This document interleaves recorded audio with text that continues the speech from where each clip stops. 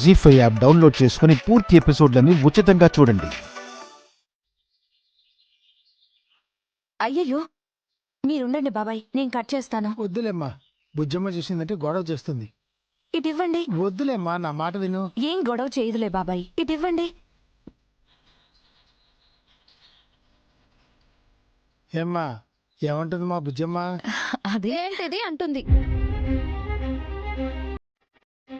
ఏంటక్క ఇది?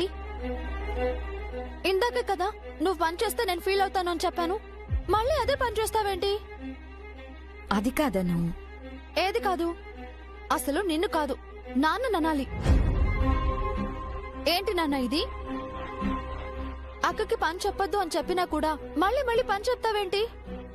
ఇంకొకసారి ఇలా చేసావంటే నేను నీతో మాట్లాడను. నేను వద్దనే అన్నాను బుజ్జమ్మ, తనే చేస్తానంటేను. తను చేస్తానంటే నువ్వు వద్దనాలి కదా.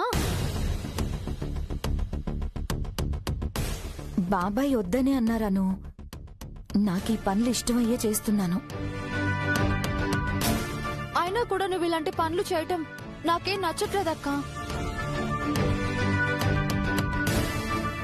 నిన్ను చూస్తేనే అర్థమవుతుంది ఒకప్పుడు నువ్వు ఎలా బతుకుంటావో అని.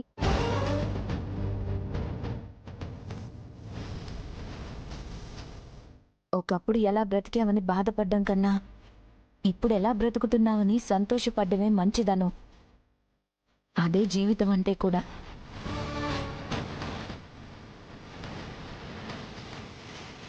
అయినా నేను ఇష్టపడే ఈ పనులు చేస్తున్నానని చెప్పాను కదా, నా గురించి ఆలోచించి ఫీల్ అవ్వకను.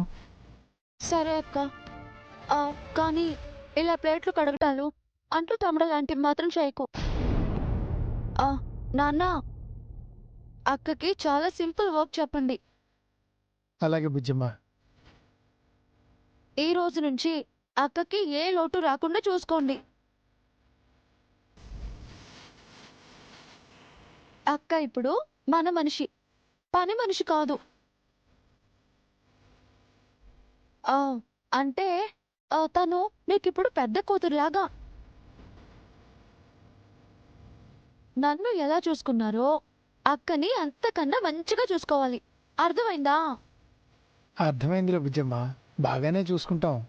బాగానే చూసుకోవడం కాదు, బాగా చూసుకోవాలి. పొద్దున్నే గ్రీన్ టీ ఇవ్వాలి, ఎవ్రీ సండే మటన్ తేవాలి, వారానికో సినిమా చూపించాలి. ఒక్క మాటలో చెప్పాలంటే మీ కన్న కూతురులా ఏ కష్టమూ తెలియకుండా కంటికి రెప్పలా మహారాణిలా చూసుకోవాలి.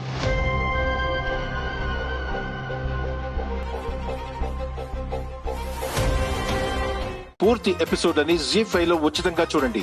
యాప్ ని ఇప్పుడే డౌన్లోడ్ చేయండి.